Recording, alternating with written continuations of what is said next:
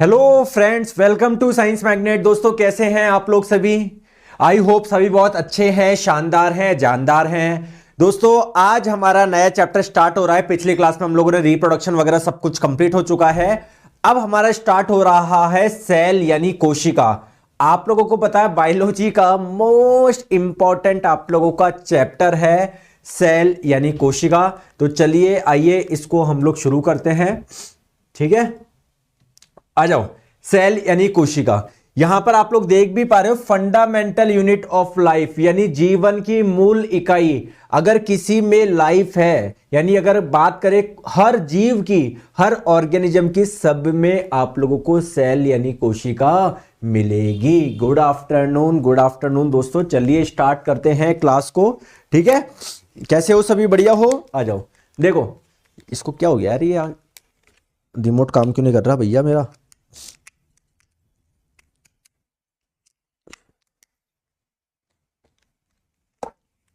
चलिए, जैसे अगर हम लोग बात करें, सबसे पहले आप लोग इधर देखो, मैं बात करूं इस वॉल की। ये वॉल किससे मिलके बनी है? तो आप लोग बोलोगे सर बहुत सारी ब्रेक यानी बहुत सारी ईंटों से ये पूरी की पूरी दीवार बनी है। यानी इस दीवार की, इस वॉल की सबसे छोटी यूनिट क्या हो जाएगी?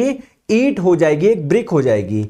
सिमिलरली दोस्तों, हमारी भी बॉडी बहुत छोटी छोटी छोटी छोटी चीजों से मिलकर बनी होती है, जिसे आप लोग क्या बोलते हैं? सेल यानी कोशिका। यानी बॉडी के किसी पार्ट को जब आप लोग वो माइक्रोस्कोप से देखोगे ना, तो बहुत सारी किससे मिलकर बना होता है? सेल से मिलकर बना होता है। इसलिए हम लोग बोलते हैं सेल क्या है? हमारी बॉडी की बेसिक यूनिट है। यानी बहुत सारी सेल मिलके, बहुत सारी कोशिका मिलके क्या बना है? हमारा शरीर बना है। चलिए आ जाइए। तो बेसिकली सेल की डेफिनेशन क्या हो जाएगी? जल्दी से आप लोग बता दीजिए। तो जो कोशिका की बात करी जाए, या जिसे आप लोग इंग्लिश में सेल बोल रहे हो, तो सेल जो है ना, it is the structural unit of life. यानी जैसे हमारे में लाइफ है, हमारे में जीवन है, बंदर में जीवन है, चींटी में जीवन है, पेड़ में जीवन है, तो उन सभी का जो स्ट्रक्चर है ना, संरचना, उसकी बेसिक यूनिट क्या है? सेल। यानी बहुत सारी सेल्स मिलके ही पूरा का पूरा स्ट्रक्चर बना है। दूसरी इंपॉर्टेंट चीज क्या है? फंक्शनल यूनिट, क्रियात्मक इकाई। जैसे मैं आप लोगों को बोलूं, मेरे लीवर का कोई ना कोई कार्य है, आपके लीवर का भी कोई ना कोई कार्य है, आपके ब्रेन का भी कोई ना कोई कार्य है। तो ब्रेन का जो फंक्शन है ना, वो बेसिकली किसके द्वारा हो रहा है? ब्रेन की कोशिकाओं के द्वारा होता है। जैसे हम लोग बोलते हैं हमारी बॉडी में ये वाली गतिविधि हो रही है, तो बेसिकली वो गतिविधि कहां पर होती है? हमारी बॉडी की सेल्स में होती है। यानी हमारी बॉडी का जो भी फंक्शन होता है वो किसके द्वारा होता है? सेल यानी कोशिका के द्वारा होता है। समझ गए बात को? चलिए, तीसरी इंपॉर्टेंट चीज यहां पर आप लोग देखो क्या लिखा हुआ है? It is the basic unit of life. ये जीवन की मूल इकाई है। हो ही नहीं सकता किसी में जीवन हो, किसी में लाइफ हो, या किसी भी मतलब जीव की बात कर रहे हैं, क्योंकि जीव में तो जीवन होता है। तो हर जीव में आप लोगों को कोशिका मिलेगी ही मिलेगी। ठीक है, चले आगे। बहुत बढ़िया, चलो आगे चलते हैं। सबसे पहले हम लोग बात करते हैं इस सेल कोशिका के बारे में कुछ इंपॉर्टेंट पॉइंट्स की। सबसे पहले आप लोगों को ध्यान रखना है, ये क्वेश्चन इस बार के रेलवे ग्रुप डी में भी पूछा गया था कि जो सेल होता है इसकी स्टडी को क्या बोलते हैं? आप लोग बोलोगे कि सर सेल की स्टडी को हम लोग बोलते हैं साइटोलॉजी। क्या बोलते हैं? साइटोलॉजी। और दोस्तों, इस सेल यानी इस कोशिका के बारे में हम लोगों को सबसे ज्यादा किसने बताया? रॉबर्ट हुक ने बताया। इवन जो कोशिका की डिस्कवरी हुई थी, कोशिका की खोज हुई थी, वो रॉबर्ट हुक ने ही करी थी। तो अगर आप लोगों से पूछा जाए कोशिका की खोज, सेल की डिस्कवरी किसने करी, आपका आंसर होगा रॉबर्ट हुक। कई बार इस क्वेश्चन को थोड़ा सा चेंज करके भी पूछा जाता है, क्या? फादर ऑफ साइटोलॉजी, यानी कोशिका विज्ञान के जनक कौन है? किन्होंने साइटोलॉजी के बारे में बहुत, मतलब साइटोलॉजी में बहुत बड़ा योगदान है। साइटोलॉजी किसको बोलते हैं? कोशिका के अध्ययन को। तब भी आप लोगों का आंसर क्या होगा? रॉबर्ट हुक होगा। दूसरी इंपॉर्टेंट चीज क्या है? जैसे कि मैं आप लोगों को बताऊं, कोई रिसर्च करता है ना, तो उसका जो उल्लेख होता है वो किसी ना किसी बुक में करते थे पहले, है ना। जैसे आज तो क्या है, फेसबुक पे पोस्ट कर दिया, इंस्टाग्राम पे पोस्ट कर दिया। सर साथ साथ कैसे नोट्स बनाए? आप लोग पहले सुनते रहिए, समझते रहिए, आपको बाद में पीडीएफ मिलेगी भी, उससे बना लीजिएगा आप लोग, है ना। ठीक है, अभी आप लोग समझिए। देखो, तो आप लोगों से अगर पूछा जाए कि यार सेल का उल्लेख रॉबर्ट हुक ने अपनी किस पुस्तक में करा था, उस पुस्तक का नाम क्या है? दोस्तों, उस पुस्तक का नाम क्या है? माइक्रोग्राफिया उस पुस्तक का नाम है। चलिए, तीसरी इंपॉर्टेंट चीज आप लोगों से पूछा जाता है, फादर ऑफ मॉडर्न साइटोलॉजी। आधुनिक कोशिका विज्ञान के जनक कौन है? देखिए दोस्तों, देखो पहले तो रॉबर्ट हुक ने बहुत ज्यादा बता दिया था सेल के बारे में। इसके बाद में कार्ल पी स्वैनसन के एक व्यक्ति थे, इन्होंने और ज्यादा डिटेल में बताया सेल के बारे में। तो अगर आप लोगों से पूछा जाए फादर ऑफ मॉडर्न साइटोलॉजी, तो आप लोग क्या बोलोगे? Carl P Swanson. ठीक है दोस्तों, चलिए आगे हम लोग बात करते हैं। सेल की डिस्कवरी पे आ जाता है, खोज पे आ जाते हैं। बहुत ज्यादा क्वेश्चन इससे पूछा जाता है। तो अभी भी मैंने बताया कोशिका की खोज किसने करी? रॉबर्ट हुक ने करी। बट क्वेश्चन आता है कि इन्होंने किस प्रकार कोशिका की खोज करी। देखो, आप लोगों ने प्लांट देखा होगा, पेड़ जानते हो? पेड़ बिल्कुल सब जानते हैं। तो दोस्तों, पेड़ का जो ये अपर लेयर होती है, जो सबसे भारी वाली लेयर होती है, इसे आप लोग क्या बोलते हैं? इसे आप लोग बोलते हैं बार्क, और हिंदी में आप लोग क्या बोलते हैं? इसे छाल बोलते हैं। समझ में आ गई? अब क्या होता है दोस्तों, छाल का थोड़ा सा आप लोगों ने टुकड़ा लिया है ना, इस बार्क का एक, जैसे ये जो छाल है ना ऊपर की, जैसे आप लोग ऐसे समझिए, देखो ठीक है, जैसे मान लो ये छाल है, तो इसका थोड़ा सा टुकड़ा काटा, तो उसमें आप लोग बहुत सारे कोशिकाओं का एक समूह है जिसे आप लोग बोलते हैं टिश्यू, है ना। तो कॉर्क एक प्रकार का टिश्यू था जिसे हम लोग क्या बोलते हैं? Cork tissue. ठीक है, तो प्लांट में एक टिश्यू पाया जाता है उसकी छाल में, जिसको बोलते हैं कॉर्क टिश्यू। तो दोस्तों बेसिकली रॉबर्ट हुक साहब ने इस कॉर्क टिश्यू पे क्या किया था? अध्ययन किया था। जब इन्होंने इस टिश्यू को माइक्रोस्कोप से देखा, माइक्रोस्कोप क्या होता है? छोटी चीज को बड़ा करके देखने में जो इस्तेमाल होता है। तो उन्होंने देखा ये टिश्यू है ना, बहुत छोटे छोटे सेक्शन से मिलकर बना हुआ है, बहुत छोटी छोटी सेक्शन से मिलकर बना हुआ है, और इसे ही इन्होंने क्या नाम दिया? सेल यानी कोशिका नाम दिया। समझ में आ गई? आइए इसको वापस हम लोग समझते हैं। मैं आप लोगों को क्या बोल रहा हूं? आप लोगों से पूछा जाए कोशिका की खोज किसने करी थी, आप लोग बोलोगे रॉबर्ट हुक ने करी थी। और इन्होंने ये जो कोशिका की खोज करी थी वो कौन से साल में करी थी? 1665 में करी थी। ठीक है सर, एसएससी जीडी के लिए हिंदी कहां से पढ़े? दोस्तों पढ़ सकते हैं आप लोग कहीं से भी, हिंदी का मुझे ज्यादा आइडिया नहीं है। ठीक है, चलो अब एक चीज आप लोग मुझे बताएंगे। देखो कोशिका है ना, दो प्रकार की होती है। कोई कोई कोशिका ऐसी भी होती है जिसमें कोई एक्टिविटी, कोई गतिविधि नहीं होती, उसको हम लोग बोलते हैं डेड सेल यानी मृत कोशिका। तो इन्होंने जो कोशिका की खोज करी थी ना, वो एक्चुअली में डेड सेल ही थी, मृत कोशिका ही थी। तो अगर आप लोगों से पूछा जाए कोशिका की खोज किसने करी, आंसर होगा रॉबर्ट हुक। आप लोगों से पूछा जाए मृत कोशिका की खोज किसने करी, तब भी आप लोगों का आंसर क्या होगा? रॉबर्ट हुक होगा। अब देखिए दोस्तों, जो कॉर्क की मैं आप लोग बात बता रहा हूं ना, छाल में पाया जाता है, पेड़ की बार्क में, छाल में, इसी कॉर्क का क्या बनता है? जो शैंपेन की बोतल होती है ना, उसका जो ढक्कन होता है ना, ढक्कन, वो किससे बनता है? इसी कॉर्क से बनता है। ध्यान आप लोग रखिएगा। ठीक है, चलिए आ जाओ अब एक एक चीज करके बात समझते हैं। जैसा कि मैंने आप लोगों को बताया, जब रॉबर्ट हुक साहब ने माइक्रोस्कोप से देखा था ना, तो इस कॉर्क टिश्यू के अंदर बहुत छोटे छोटे क्या लगे, ऐसे सेक्शन नजर आए। तो उन्होंने रूम जैसे, कमरों के जैसे सेक्शन नजर आए, है ना, रूम के जैसे। ठीक है, तो उन्होंने इसका क्या बोला? इसका नाम दिया गया सेला, है ना। लैटिन में सेला का मतलब होता है रूम, खाली जगह, है ना। और फिर बाद में सेला से क्या वर्ड आया? सेल आया। ठीक है, अब आप लोग बोलोगे कि सर आपने बता दिया मुझे कि डेड सेल की खोज करी रॉबर्ट हुक साहब ने, लेकिन अगर एग्जाम में पूछा जाए लिविंग सेल की खोज किसने करी, तो दोस्तों लिविंग सेल यानी जीवित कोशिका की खोज किसने करी थी? एंटोनी वेन ल्यूवेनहॉक ने करी थी। किसने? एंटोनी, या एंटोन भी बोल सकते हैं शॉर्ट में, एंटोन वेन ल्यूवेनहॉक या एंटोनी, है ना। इधर लिख देता हूं, टेंशन ना लीजिए आप लोग। एंटोनी वेन ल्यूवेनहॉक, ठीक है, इन्होंने डिस्कवरी करी थी।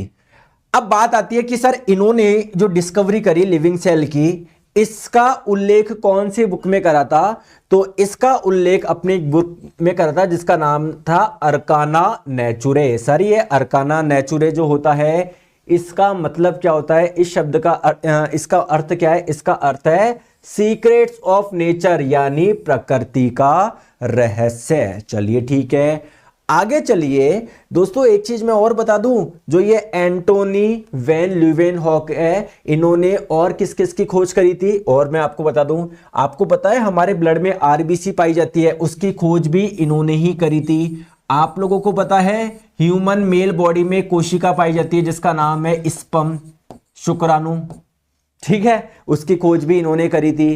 दोस्तों इन्होंने प्रोटोजोआ की खोज भी इन्होंने ही करी थी। अब आप लोग बोलोगे सर ये प्रोटोजोआ क्या होता है? दोस्तों प्रोटोजोआ भी एक प्रकार का जीव है, ये एक ही कोशिका का बना होता है, यानी ये एक कोशिकीय जीव है, ठीक है, क्या समझ में आ गई बात को? तो आप लोग बोलेंगे आरबीसी, प्रोटोजोआ, स्पर्म और इवन जो बैक्टीरिया है, जीवाणु है, उसकी भी खोज किसके द्वारा हुई? बताइए जल्दी से।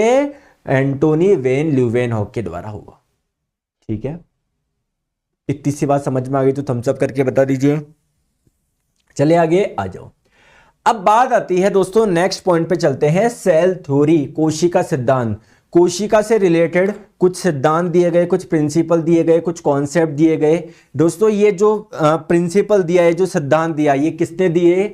ये दो व्यक्ति ने दिए थे, इनका नाम है स्लाइडेन एंड स्वान, ठीक है। एक व्यक्ति थे स्लाइडेन, एक थे स्वान। अब इन्होंने क्या बात बताई? इन्होंने ये बताई कि कोई भी जीव हो उसमें कोशिका मिलेगी ही मिलेगी, ऐसा हो ही नहीं सकता कोई जीव हो या किसी में लाइफ हो और उसमें कोशिका ना हो, ऐसा नहीं हो सकता। दूसरी बात इन्होंने बताई, कोशिका जो है ना वो बेसिक फंडामेंटल यूनिट है लाइफ की यार, मतलब अगर किसी में जीवन है तो कोशिका होगी ही होगी। तो इन्होंने क्या बात बताया, ठीक है। और तीसरी चीज, और इन्होंने क्या चीज बताई कि हर जीव में आपको कोशिका मिलेगी। कोई कोई जीव ऐसे हो सकता है जिसमें केवल एक ही कोशिका मिले, कोई कोई जीव ऐसे होता है जैसे हमारी बॉडी बहुत सारी कोशिकाओं से मिलकर बनी हुई है। तो दोस्तों इन्होंने क्या चीज बताई, वो पॉइंट्स में आपको बताता हूं कि प्रत्येक जीव, कोई सा भी जीव हो, वो एक या अधिक कोशिकाओं से क्या होता है? बना होता है। दूसरी इंपॉर्टेंट चीज, प्रत्येक जीव में जो कोशिका होती है ना, जो सेल होती है, वो मौलिक यानी बेसिक, फंडामेंटल, ठीक है। मौलिक, मूल बोल दो, मौलिक बोल दो, मौलिक, संरचनात्मक एवं संगठनिक इकाई है। मतलब पूरी बॉडी में आप लोग का जो भी क्रिया होती, उसकी संरचना है ना, सेल से मिलकर बनी हुई है, ठीक है, ठीक है। अब दोस्तों इसके इन्होंने ये दो पॉइंट ही बताए थे। बाद में एक व्यक्ति और थे जिनका नाम था विर्चो, उन्होंने एक पॉइंट और जोड़ा, ये तीसरा पॉइंट विर्चो ने दिया था। यहां पर आप लोग लिख लीजिए क्योंकि ये आप लोगों का पूछा जाता है कि कोशिका सिद्धांत में विर्चो ने अपनी कौन सी बात जोड़ी, ठीक है।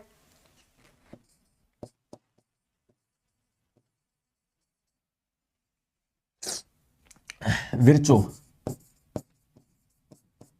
चलिए, तो अगर आप लोगों से पूछा जाए कि कोशिका सिद्धांत में विर्चो ने अपनी कौन सी बात जोड़ी, तो इन्होंने विर्चो ने बताया कि जो भी आप लोगों की कोशिका होती है ना, नई कोशिका का जो निर्माण होता है ना, वो पुरानी कोशिकाओं से होता है, ठीक है, या पुरानी कोशिकाओं से ही नई कोशिका बनती है, नई कोशिका अपने आप नहीं बन सकती। तो ये आप लोगों के दो पॉइंट बताए थे स्लाइडेन और स्वान ने। बाद में विर्चो नाम के व्यक्ति ने इसमें ये एक बात और जोड़ी। चलिए, बहुत बढ़िया। सॉरी। अब दोस्तों सेल यानी कोशिका से रिलेटेड कुछ फैक्ट है जो मैं आपको बताता हूं, वन लाइनर में आप लोगों से पूछे जाते हैं। जैसे आप लोगों से पूछा जाता है लार्जेस्ट एनिमल सेल, जो एनिमल्स होते हैं उनमें सबसे बड़ी कोशिका कौन सी है? तो दोस्तों आप लोगों ने देखा होगा ऑस्ट्रिच, शतुरमुर्ग। दोस्तों शतुरमुर्ग का जो अंडा है ये एक सिंगल सेल है, एक कोशिका ये, और लगभग दोस्तों इसका वजन होता है 1.5 किलोग्राम। तो अगर आप लोगों से पूछा जाए सबसे बड़ी सेल, लार्जेस्ट सेल आप लोगों से पूछा जाए, तो आप लोगों का आंसर क्या हो जाएगा? शतुरमुर्ग का अंडा। दोस्तों अगर आप लोगों से पूछा जाए सबसे लंबी सेल, बड़ी चीज अलग होती है, लंबी अलग होती है, तो लॉन्गेस्ट अगर एनिमल सेल की बात करी जाए, आपकी जानकारी के लिए बता दूं, इंसान भी एक एनिमल है। कैसे पता पड़ा? क्योंकि दोस्तों बायोलॉजी एनिमल उनको बोलती है जो बहुत सारी कोशिकाओं से मिलकर बना होता है, जो अपना भोजन खुद नहीं बना सकते हैं ना, बहुत सारी चीजें, तो ह्यूमंस भी एनिमल्स ही होते हैं। तो लॉन्गेस्ट एनिमल सेल्स पूछे तो हमारे दोस्तों ब्रेन में कोशिका पाई जाती है जिसका नाम क्या है? नर्व सेल बोल दो या आप लोग इसे न्यूरॉन बोल दीजिए। ये न्यूरॉन जो होती है ना, वो सबसे लंबी सेल होती है, सबसे लंबी कोशिका होती है। इसकी लेंथ क्या होती है? सबसे ज्यादा होती है। तो बड़े में और लंबाई में फर्क है। लंबी का मतलब लेंथ ज्यादा, बड़े का मतलब जिसका साइज, एरिया वीरिया सब ज्यादा हो, ठीक है। तीसरी इंपॉर्टेंट चीज, अगर आप लोगों से पूछा जाए ह्यूमन सेल की बात करी जाए, मानव शरीर की सबसे बड़ी कोशिका कौन सी है, तो जो फीमेल होती है उनमें जो एग बनता है ना, अंडाणु जो बनता है, वो मानव शरीर की सबसे बड़ी कोशिका है। अगर आप लोगों से पूछा जाए मानव शरीर की सबसे छोटी कोशिका कौन सी है, तो जो ह्यूमंस मेल होते हैं ना, उसमें जो कोशिका है ना, स्पर्म यानी शुक्राणु, ये मानव शरीर की सबसे छोटी कोशिका है। ठीक है दोस्तों, आ जाओ, बहुत बढ़िया।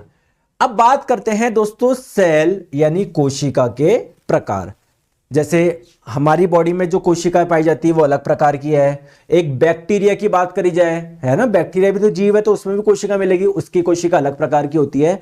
तो दोस्तों बेसिकली जो कोशिका होती है ना, जितनी भी कोशिका होती है वो दो टाइप की होती है। वो या तो आप लोगों को प्रोकैरियोटिक मिलेगी या आप लोगों को मिलेगी यूकैरियोटिक। अब आप लोग बोलोगे कि सर इनमें डिफरेंस क्या है, दोनों में बताओ, आ जाओ दोस्तों। सबसे मेजर डिफरेंस ये है, प्रोकैरियोटिक सेल जो होती है ना, वो आप लोगों की लेस डेवलप सेल है, लेस डेवलप, ज्यादा डेवलप्ड सेल नहीं है ये।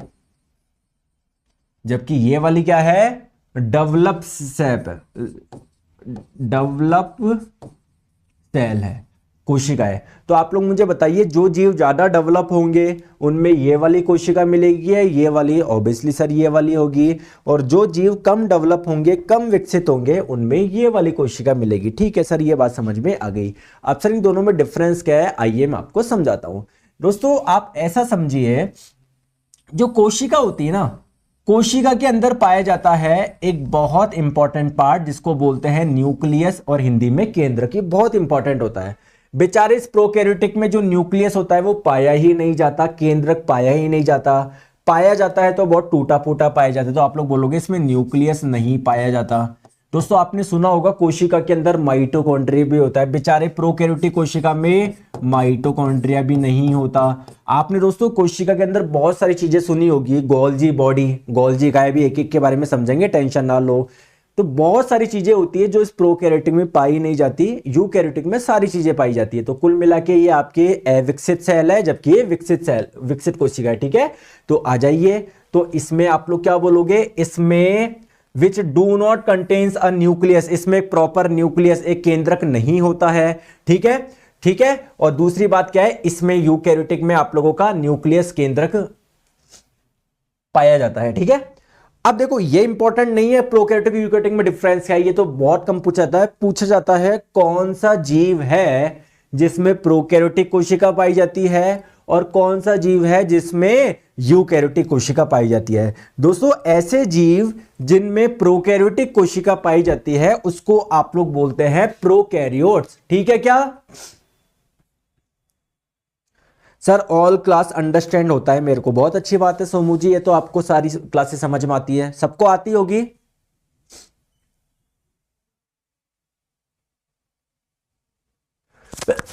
सॉरी, आप सभी को समझ में आती होगी, ऐसे मैं उम्मीद करता हूं। देखो दोस्तों मेरी बात को आप लोग समझिए, देखो मेरी बात को समझो आप लोग। देखो दोस्तों मैं आप लोगों को यह बोल रहा था कि ऐसे जीव जिनमें प्रोकैरियोटिक सेल पाई जाती है उसको आप लोग क्या बोलते हैं, प्रोकैरियोट्स बोलते हैं। क्या बोलते हैं, प्रोकैरियोट्स बोलते हैं। मैं यहां पर लिख दूं, यहां पर लिख दूं, मैं लिख दो सर, लो लिख देता हूं।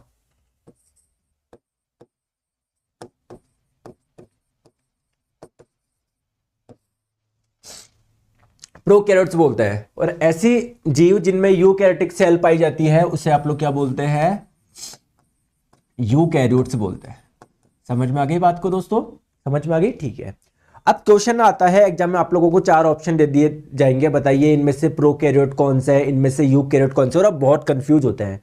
दोस्तों एक छोटी सी चीज आप लोग ध्यान रखिए, केवल बैक्टीरिया ही ऐसे जीव है जिनमें प्रोकैरियोटिक कोशिका पाई जाती है। इसके अलावा चाहे आप लोग किसी भी प्लांट की बात कर लो, चाहे किसी भी एनिमल की बात कर लो, चाहे फंगस कवक की बात कर लो, सभी में यूकैरियोटिक सेल पाई जाती है। समझ रहे हो क्या, अरे समझ रहे हो क्या। तो मैं आप लोगों को क्या बोल रहा हूं केवल बैक्टीरिया ही ऐसे हैं जिनमें प्रोकैरियोटिक सेल पाई जाती है, यानी प्रोकैरियोट्स जो होते हैं ना वो केवल बैक्टीरिया होता है। इसके अलावा प्लांट, एनिमल, फंगस, जो भी हो, कुत्ता, बिल्ली, चूहा, सब में यूकैरियोटिक सेल पाई जाती है। ठीक है, अब दोस्तों एक एग्जाम्पल और होता है आपका जिसमें प्रोकैरियोटिक सेल पाई जाती है, उसका नाम है आर्किया। एक्चुअली में आर्किया भी एक प्रकार का बैक्टीरिया ही होता है, इसलिए मैंने सिर्फ आप लोगों को बोला है बैक्टीरिया है, बट कई बार ऑप्शन में आर्किया भी आ जाता है तो आपको लगता है पता नहीं क्या है। दोस्तों ये भी एक प्रकार का बैक्टीरिया ही होता है। ठीक है, तो मैंने यहां पर लिख दिया है क्या, देखो समझो, मैंने बोला है prokaryotes include bacteria and archaea. जो प्रोकैरियोट्स होते हैं उनमें बैक्टीरिया आ जाएंगे सारे, और क्या आ जाएंगे, आर्किया। हालांकि आर्किया भी एक प्रकार का बैक्टीरिया है। दोस्तों इसके अलावा अगर हम लोग बात करें प्लांट की, एनिमल की, फंगस की, अब आप लोग बोलोगे सर फंगस क्या होता है। दोस्तों जैसे कि आप लोगों को पता है, आपने पेड़ देखा है, बरगद का पेड़ देखा है ना, शेर देखा है, चूहे देखे हैं, तो जैसे ये जीव है, फंगस भी एक जीव होता है। ठीक है, कई बार देखो आप लोग की बॉडी पे भी आ जाते हैं ये, जिसकी वजह से आप लोगों को इन्फेक्शन हो जाता है। तो जो भी आप लोगों के जीव हो सभी में क्या पाए जाते हैं, यूकैरियोटिक कोशिका पाई जाती है। जैसे बात करें प्रोटोजोआ, फंजाई, प्लांट्स, एनिमल, इन सभी में क्या पाई जाती है, ये कौन सी कोशिका पाई जाती है, यूकैरियोटिक पाई जाती है। अब दोस्तों एक बहुत इंपॉर्टेंट चीज मैं आप लोगों को बताता हूं, ध्यान से आप लोग समझिएगा। अगर आप लोगों से पूछा जाए एल्गी यानी शैवाल में कौन सी कोशिका मिलती है, बताओ बताओ। तो एल्गी क्या होता है दोस्तों, ये भी एक प्रकार के प्लांट ही होते हैं, है ना, जैसे पानी में मिलते हैं। आपने देखा होगा कई बार पानी पे काई से जम जाती है ना, हरी हरी से कलर की, तो वो आप लोगों के एल्गी ही है। तो मैंने बताया बैक्टीरिया को छोड़ के जो भी आप लोगों के जीव है सभी में यूकैरियोटिक पाई जाएगी, तो एल्गी में भी यूकैरियोटिक पाई जाएगी।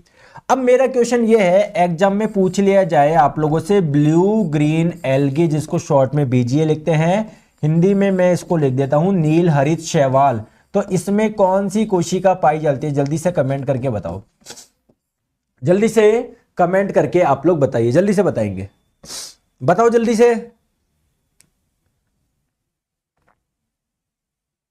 पीडीएफ प्रिंट हो जाएगा आप करवाओगे तो, जल्दी से बताइए। अब देखो मैंने आपको क्या बोला, बैक्टीरिया को छोड़ के जितने भी जीव है सभी में क्या पाए जाएंगे, यूकैरियोटिक। तो आपको लगा ये एल्गी है, इसमें भी क्या पाया जाएगा, यूकैरियोटिक। बट देखो दोस्तों ध्यान से समझिए, दोस्तों कुछ बैक्टीरिया होते हैं जो फोटोसिंथेसिस कर सकते हैं, जो प्रकाश संश्लेषण कर सकते हैं, जो अपना भोजन बना सकते हैं। जैसे प्लांट्स फोटोसिंथेसिस करते हैं ना, वैसे कुछ बैक्टीरिया होता है जो फोटोसिंथेसिस करते हैं। ऐसे बैक्टीरिया को हम लोग बोलते हैं साइनो बैक्टीरिया। ठीक है, और क्योंकि इनकी हरकतें एल्गी की जैसी है इसलिए साइनो बैक्टीरिया को हम लोग ब्लू ग्रीन एल्गी के नाम से भी जानते हैं। बट एक्चुअली में ये क्या है, एक प्रकार का बैक्टीरिया है। तो अगर आप लोगों से पूछा जाए ब्लू ग्रीन एल्गी में कौन सी कोशिका पाई जाती है, तो आप लोग क्या बोलेंगे, प्रोकैरियोटिक कोशिका पाई जाती है। ठीक है दोस्तों, बहुत कंफ्यूजन होता है इसमें, इसलिए मैंने इसको आप लोगों को अलग से बॉक्स में डाल के बताया है। यहां तक बात समझ में आ गई, चले आगे। चलो आगे हम लोग बात करते हैं कि सर एक बार स्ट्रक्चर तो बता दो, प्रोकैरियोटिक सेल का स्ट्रक्चर कैसा होता है। देखो मैं आप लोगों को बता रहा हूं, मैं प्रोकैरियोटिक सेल का स्ट्रक्चर बता रहा हूं पहले, फिर मैं बताऊंगा यूकैरियोटिक का। दोस्तों प्रोकैरियोटिक सेल का स्ट्रक्चर बहुत सिंपल है, इसमें बहुत कम चीजें पाई जाती है। जैसे इसमें माइटोकॉन्ड्रिया नहीं पाया जाता, न्यूक्लियस यानी केंद्रक नहीं पाया जाता। ठीक है, एंडोप्लाज्मिक रेटिकुलम यानी अंतःप्रद्रव्य जालिका वो नहीं पाया जाता, इसमें सब कुछ पाया जाता है। तो मैं पहले प्रोकैरियोटिक सेल का स्ट्रक्चर बता रहा हूं, मैं केवल वही वाली चीज बताऊंगा जो प्रोकैरियोटिक में पाई जाती है।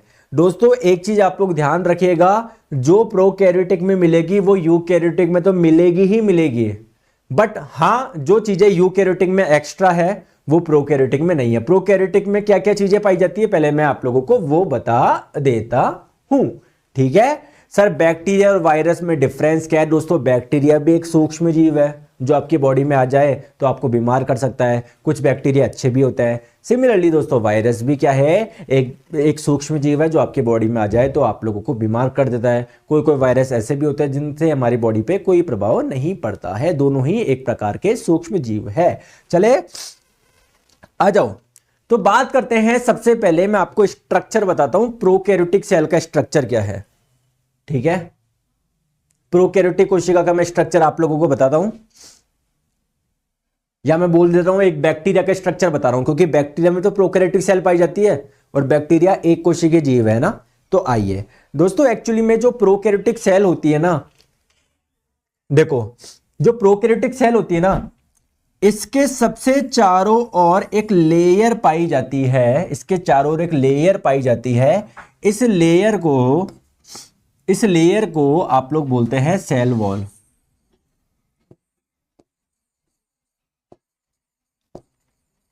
और हिंदी में कोशिका भित्ति बोलते हैं। ठीक है, क्या ये आप लोगों को यूकैरियोटिक में मिलेगी? क्या जो चीजें प्रोकैरियोटिक में मिलती है वो यूकैरियोटिक में तो मिलेगी ही मिलेगी। क्लियर है क्या? ठीक है। अब दोस्तों बात आती है सर सेल वॉल का कार्य क्या होता है। तो ये क्या होता है, कोशिका के अंदर जितनी भी चीजें होती है ना, उसको आपको प्रोटेक्शन कौन देगा? ये सेल वॉल ही देगी, प्रोटेक्शन यानी सुरक्षा। ठीक है, समझ में आ गई बात को? ठीक है, बात करते हैं सेल वॉल के अंदर एक और लेयर, या कोई कोशिका की सबसे बाहरी वाली लेयर को तो सेल वॉल बोलती है, इसके अंदर एक और लेयर पाई जाती है जिसे आप लोग क्या बोलते हैं? Cell membrane. तो ये जो अंदर वाली लेयर है ना, वो क्या हो जाएगी आप लोगों की? Cell membrane. मेम्ब्रेन यानी कोशिका झिल्ली। ठीक है, अब एक एक के कार्य बताऊं। सेल वॉल के समझते हैं, फिर मैं आप लोगों को सेल मेम्ब्रेन के कार्य बताऊंगा। आ जाओ, सबसे पहले सेल वॉल यानी कोशिका भित्ति की बात कर रहे हैं। क्या प्रोकैरियोटिक में पाई जाती है? बिल्कुल सर, हम जो प्रोकैरियोटिक में जो चीजें पाई जाती है वही तो मैं आपको बता रहा हूं। ठीक है सर, मेरा BSSC CGL एग्जाम है तो अभी तक क्लास 2 डे ही हुआ है, तो कौन सा चैप्टर पढ़ के जाए? दोस्तों सारे चैप्टर इंपॉर्टेंट है। ठीक है, आ जाओ, सेल वॉल कोशिका भित्ति के बारे में बताता हूं। तो सेल वॉल कोशिका भित्ति क्या है? आप लोग बोलोगे सेल की सबसे बाहरी वाली layer, outermost layer of cell. दोस्तों मैं आप लोगों को बोलूं, क्या प्लांट में मिलेगी क्या ये सेल वॉल? सर प्लांट में यूकैरियोटिक सेल पाई जाती है, तो यार यूकैरियोटिक में तो मिलेगी। जो चीजें प्रोकैरियोटिक में मिल रही है वो आप लोग को यूकैरियोटिक में मिलेगी ही मिलेगी। ठीक है दोस्तों, इसकी नेचर, इसकी प्रकृति की बात करते हैं तो इसकी नेचर होती है कैसी? परमीबल। सर इसका मतलब मैं नहीं समझा, आइए मैं आपको समझाता हूं, टेंशन क्यों लेते हो? आ जाओ। जैसे मैंने आपको बताया कोशिका की सबसे भारी वाली लेयर कौन सी है? सेल वॉल है ना। क्या है? सेल वॉल है। अब दोस्तों इसका नेचर क्या होता है? ये परमीबल होती है। परमीबल का मतलब क्या है? ये कोई भी चीज को बाहर से अंदर आने देती है और कोई भी चीज को अंदर से बाहर जाने देती है, इसको कोई दिक्कत नहीं है। तो आप लोग बोलोगे कि इसकी नेचर, इसकी प्रकृति क्या है? परमीबल है।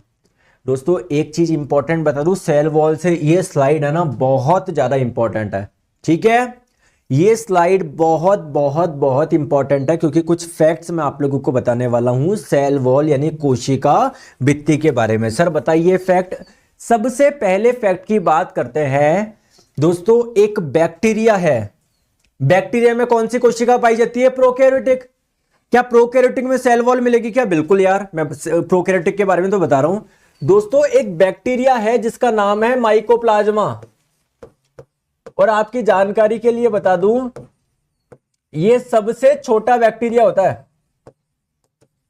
सबसे छोटा बैक्टीरिया, सबसे छोटा जीवाणु होता है। जितने भी बैक्टीरिया होते हैं उसमें सबसे छोटा कौन सा होता है? माइकोप्लाज्मा। तो आप लोग ध्यान रखेंगे, माइकोप्लाज्मा एक ऐसा बैक्टीरिया है, एक ऐसा जीवाणु है जिसमें सेल वॉल यानी कोशिका भित्ति नहीं पाई जाती है। तो आप लोग बोलोगे माइकोप्लाज्मा में सेल वॉल कोशिका भित्ति नहीं होती, जबकि सभी बैक्टीरिया में पाई जाती है। ठीक है, ठीक है।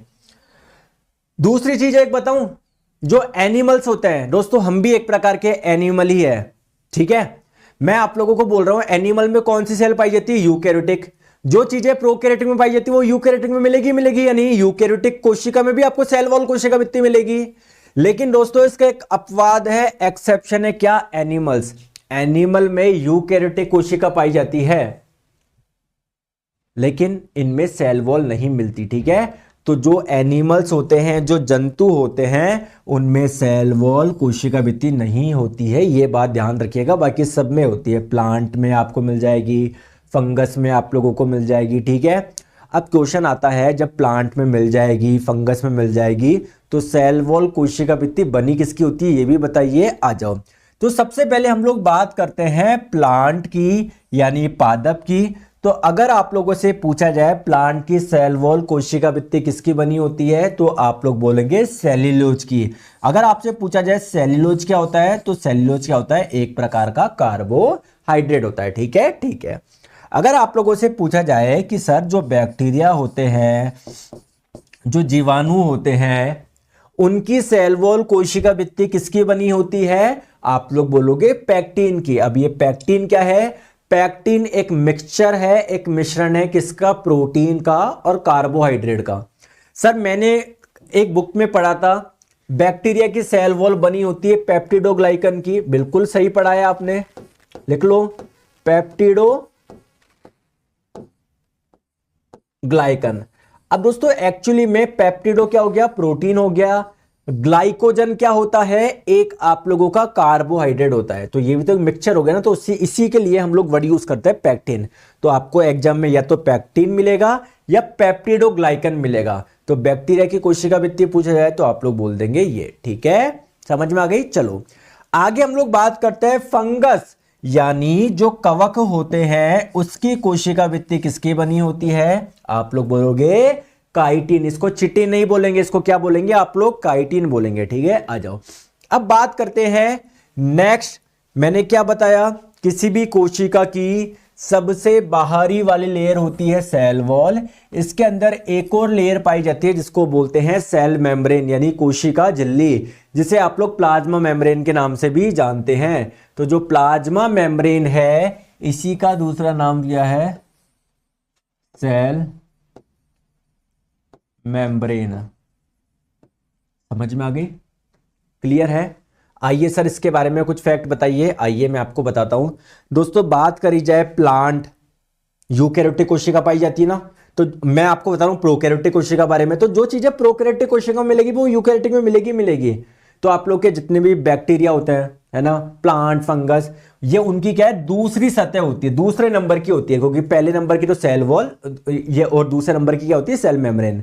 लेकिन बात करी जाए एनिमल, तो एनिमल की सेल में, जंतु की कोशिका में सेल वॉल कोशिका भित्ति तो नहीं पाई जाती, तो उनकी सबसे बाहरी वाली लेयर कौन सी हो जाएगी, सेल मेम्ब्रेन। तो आप लोग बोलोगे, अगर कई बार पूछा जाए एग्जाम में कि जो एनिमल सेल होती है, जो जंतु की कोशिका होती है, इसके सबसे बाहरी वाली लेयर कौन सी है, तो आप लोग सेल वॉल कोशिका भित्ति नहीं बोलेंगे, क्योंकि सेल वॉल तो पाई नहीं जाती।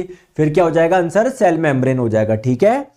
अब आप लोगों से पूछा जाए कि जो सेल मेम्ब्रेन होती है, जो कोशिका झिल्ली होती है, वो बनी किसकी होती है, आप लोग बोलोगे कि सर ये फॉस्फोलिपिड की बनी होती है। लिपिड का मतलब होता है दोस्तों फैट, है ना, फॉस्फो का मतलब है फॉस्फोरस, तो ये मिक्सचर होता है फॉस्फोरस का और फैट का, ठीक है, ठीक है।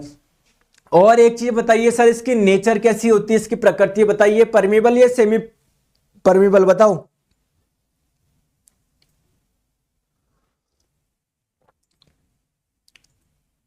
देखो इसको ऐसे समझो, रटो मत। देखो जैसे बात करी जाए कोई भी कोशिका की सबसे आउटर वाली लेयर होती है आप लोगों की सेल वॉल, ठीक है, ये हो गई सेल वॉल, ठीक है, समझ में आ गई।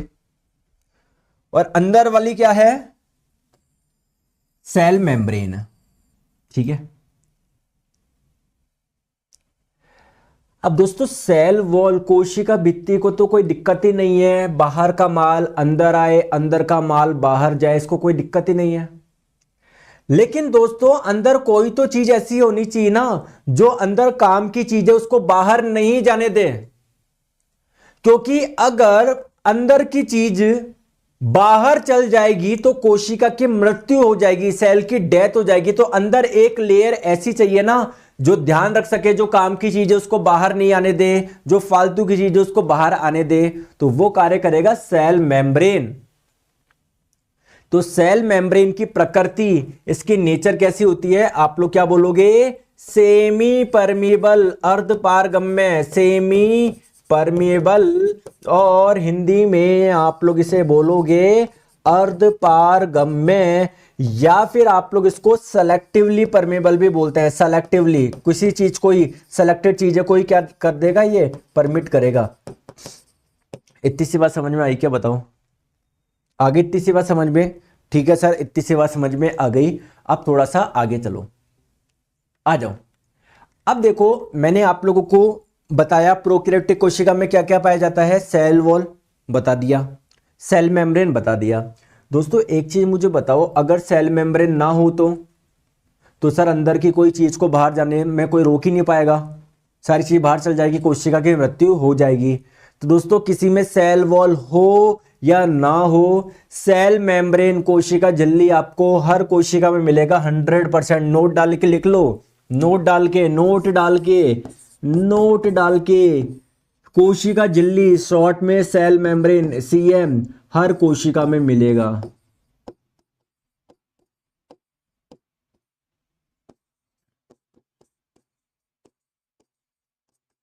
कितने चांस हैं? अरे यार 100% मिलेगा।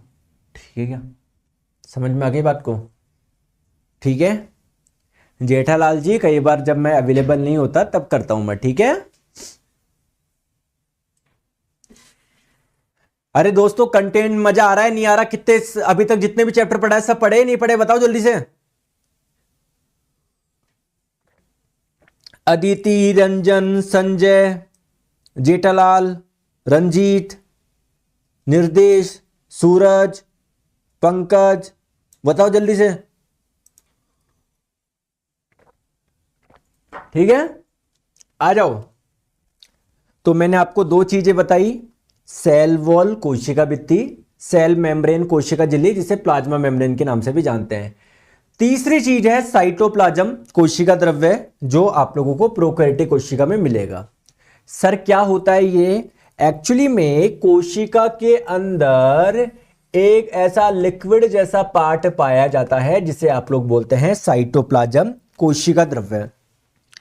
सर ठीक है, लेकिन इसका कार्य क्या होता है? दोस्तों जैसे बात करी जाए यूकैरियोटिक कोशिका में इसका बहुत ज्यादा काम है, क्योंकि अंदर बहुत सारे होते हैं माइटोकॉन्ड्रिया, गोल्जी एपरेटस। तो दोस्तों वो आपस में भिड़ नहीं जाए, टूट फूट नहीं हो जाए, तो उसके लिए साइटोप्लाज्म कोशिका द्रव्य क्या करता है, अच्छी तरीके से कार्य करता है। ठीक है, दूसरी बात क्या है दोस्तों, साइटोप्लाज्म में बहुत सारी एक्टिविटी होती है, बहुत सारी प्रक्रिया होती है, जैसे रेस्पिरेशन के कुछ प्रोसेस होते हैं, श्वसन होते हैं, है ना। आपको मान लो कोई खाना है, यहां से यहां पर लेके जाना है, मान लो अंदर विटामिन से इस जगह है, यहां से यहां पर लेके जाना है, तो दोस्तों साइटोप्लाज्म कोशिका द्रव्य की मदद से ही तो जाएंगे। समझ में आ गए बात को? उसी में तो तैर के जाएंगे। ठीक है सर, तो आप लोग क्या बोलोगे, साइटोप्लाज्म यानी कोशिका जो द्रव्य है वो क्या होता है? जैसे ये आप लोगों की सेल वॉल हो गई, कोशिका भित्ति हो गई, इसके अंदर ये एक मेम्ब्रेन हो गई जिसे आप लोग बोल रहे हैं सेल मेम्ब्रेन, कोशिका झिल्ली, और ये हो गया न्यूक्लियस यानी केंद्रक। तो जो सेल मेम्ब्रेन होती है जिसे आप लोग प्लाज्मा मेम्ब्रेन के नाम से भी जानते हो, इसके और न्यूक्लियस के बीच में एक लिक्विड पाया जाता है जिसे आप लोग क्या बोल रहे हैं, साइटोप्लाज्म। अब आपके मन में क्वेश्चन आएगा, सर प्रोकैरियोटिक कोशिका में तो न्यूक्लियस होता ही नहीं, तो कोई बात नहीं है, यूकैरियोटिक में तो होता है ना। प्रोकैरियोटिक में न्यूक्लियस नहीं होगा, न्यूक्लियस की जगह भी क्या होगा, साइटोप्लाज्म यानी कोशिका द्रव्य होगा। तो मैंने आपको अभी तक तीन चीजें बताई जो प्रोकैरियोटिक में पाई जाती है, सेल वॉल, सेल मेम्ब्रेन और साइटोप्लाज्म।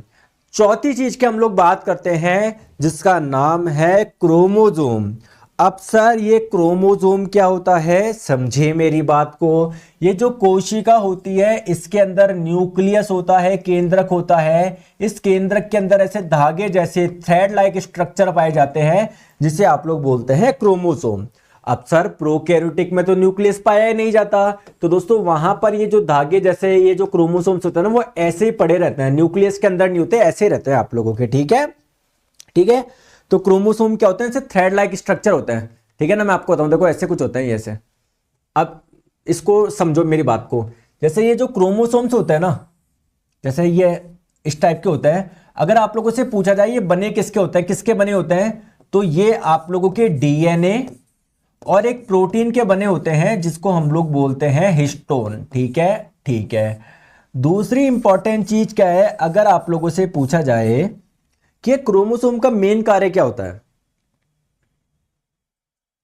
दोस्तों एक्चुअली में क्रोमोसोम की मैं अगर पूछूं इनकी सबसे छोटी यूनिट क्या है, क्रोमोसोम की सबसे छोटी यूनिट, या क्रोमोसोम से भी किससे मिलके बने होते हैं, है ना, मतलब बहुत सारी चीजें मिलके पूरा क्रोमोसोम बन जाए, तो ये हो जाएगा जीन, है ना।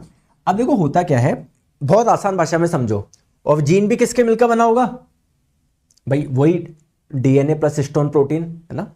देखो जैसे आपने देखा होगा कि हो सकता है आपकी कुछ चीजें आपके पिताजी की जैसी हो, कुछ माताजी की जैसे हो, कुछ दादा की जैसी हो, या कुछ नाना नानी के जैसे हो। जैसे हो सकता है आपके पिताजी के बाल कर्ली है तो आपके भी बाल कर्ली हो, या आपके नाना के बाल कर्ली है तो आपके बाल कर्ली हो। तो इसका मतलब दोस्तों कोई तो चीज है जो एक जनरेशन से दूसरी जनरेशन में आ रही है। बताओ, अरे समझ गए क्या बात को।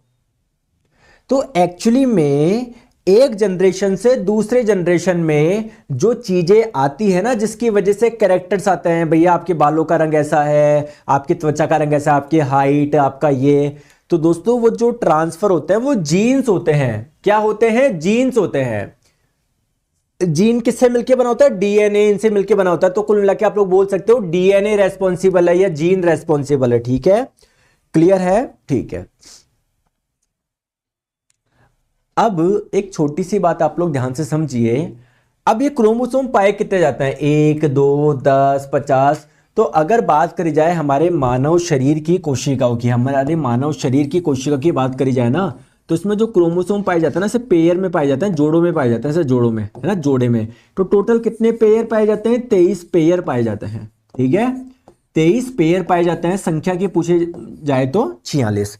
अब बात करते हैं दोस्तों मेल में और फीमेल की क्रोमोसोम में कुछ डिफरेंस होता है क्या, बिल्कुल थोड़ा सा डिफरेंस होता है। सर क्या होता है, आ जाइए मैं आपको बताता हूं। जैसे मान लो ये पहला पेयर, ये दूसरा, ये तीसरा, ऐसे कर करके टोटल कितने पेयर होते हैं, 23 पेयर होते हैं। ठीक है, तो मेल में पहला पेयर क्या होता है, XX, दूसरा XX, तीसरा XX, ठीक है, 22वां XX, 22 तक XX है। फीमेल में पहला XX। अब आप बोलोगे सर ये XX क्या है, समझ ही नहीं आ रहा है, XY। दोस्तों शेप होता है, जैसे देखो ये देखो ऐसा शेप दिख रहा है ना आपको, ये ऐसा कुछ, ये X शेप का, वैसे तो शेप होता है ना।